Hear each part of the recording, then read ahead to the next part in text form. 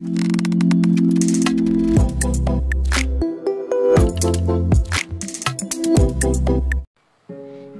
मित्रांनो, कसे आहात? बरे आहात ना?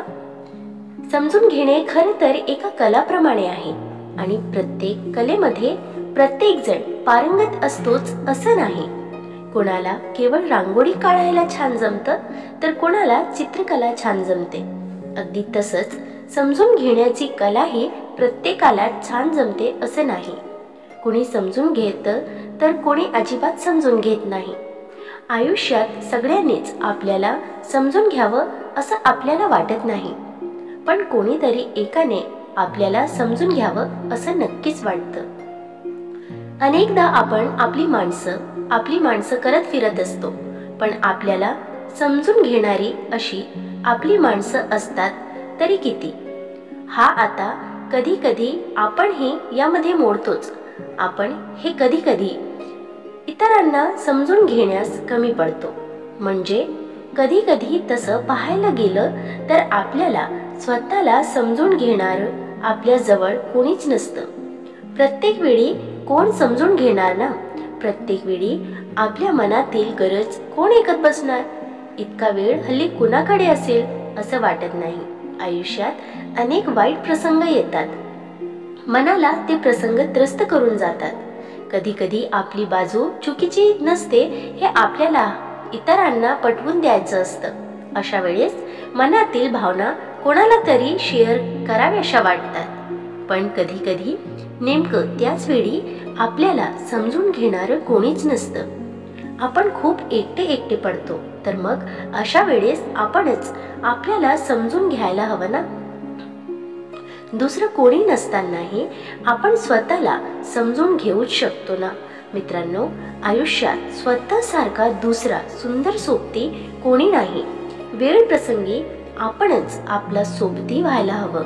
तर असं समजून घेणार कोणीच नसेल तर स्वतःला बळ देणाऱ्या काही कर्त्या आपण पाहूयात. नंबर 1, कितीही काहीही झालं तरी आपल्यासाठी आपणच असतो हे कायम लक्षात ठेवणे. त्यामुळे स्वतःलाच स्वतःच्या सुंदर सोबती बनवणे.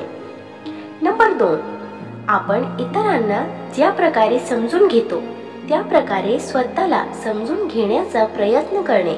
इतरांसाठी किंवा इतरांना समजून घेताना जसा जीव कळवळून येतो अगदी तसंच स्वतःला समजून घेणे.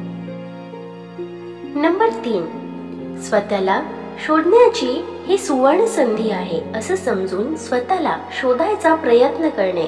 स्वतःमधील दडलेले सुप्त गुण शोधणे, जेणेकरून स्वतःला जाणून घेता येईल, समजून घेता येईल. नंबर 4, स्वतःवर प्रेम करणे, स्वतःची काळजी घेणे.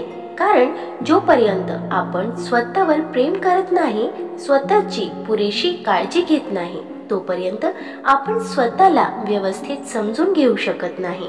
म्हणून सेल्फ केअर आणि सेल्फ लव्ह हे मस्ट आहे. नंबर 5, स्वतःचं मूल्यमापन करणे. स्वतःला समजून घ्यायचं असेल तर स्वतःचा मूल्यमापन होणं तितकंच आवश्यक आहे. स्वतःचा मूल्यमापन केल्यानंतर आपल्या बऱ्याच गोष्टी लक्षात येतील. नंबर 6, स्वतःकडे सकारात्मक दृष्टिकोनातून पाहणे. सकारात्मक दृष्टिकोन असेल तर गोष्टी इझिली हाताळता येऊ शकतात. नंबर 7, स्वतःवर विश्वास ठेवणे.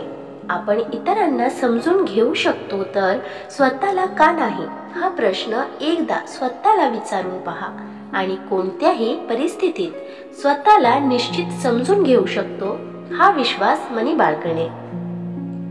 नंबर 8, ज्या कठीण गोष्टींना डगमगता सामोरे गेला आहात त्या गोष्टी आठवून पाहणे, जेणेकरून स्वतःच्या ताकदीची जाणीव नव्याने होईल.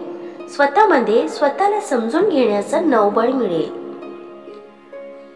नंबर 9, काहीतरी प्रोडक्टिव्ह करण्याचा प्रयत्न करणे, ज्यामधून समाधान आणि आनंद दोन्ही मिळेल. एक आत्मविश्वास निर्माण होईल. नंबर 10, परिस्थिती बदलणार आहे का याचा विचार करून योग्य तो निर्णय घेणे आणि शक्यतो मनस्थिती बदलण्याचा प्रयत्न करणे. कारण परिस्थिती बदलत नसेल तर मनस्थिती बदलणं गरजेचं असतं। तेव्हाच परिस्थिती बदलायला सुरुवात होते। कुणी समजून घ्यायला नसलं म्हणून काय झालं, नेहमी आपण दुसऱ्यांना समजून घेत राहायचं का? कधीतरी आपल्याला स्वतःलाही समजून घेता यायला हवं ना? स्वतःचा आधार व्हायला शिकायला हवं ना? स्वतःची ताकद आपणच ओळखायला हवी ना? त्याशिवाय पंखात बळ येणार तरी कसं? पहा, या काही प्रश्नांची उत्तरे शोधा, शांतपणे विचार करा, हळूहळू स्वतःला समजून घ्यायला शिका। कितीही काहीही झालं तरीही नव्या उजेडाच्या नवा शौर्य व्हायचंच। तुला असं स्वतःला निक्षून सांगायला विसरू नका। आनंदी राहा, उत्साही राहा। कुणी नसलं म्हणून काय झालं, स्वतःसाठी स्वतःच आहोत हे लक्षात ठेवा। नव्या उजेडाच्या सूर्य तुम्ही नव्याने पहा। मित्रांनो, तुम्हाला ही शक्कल कशी वाटली कमेंट करून नक्की सांगा आणि व्हिडिओ आवडल्यास लाईक शेअर करायला विसरू नका। आणि अशी छान छान कथा आणि सुविचारासाठी चॅनलला सबस्क्राईब नक्की करा। भेटूया पुन्हा एका नवीन व्हिडिओमध्ये। धन्यवाद।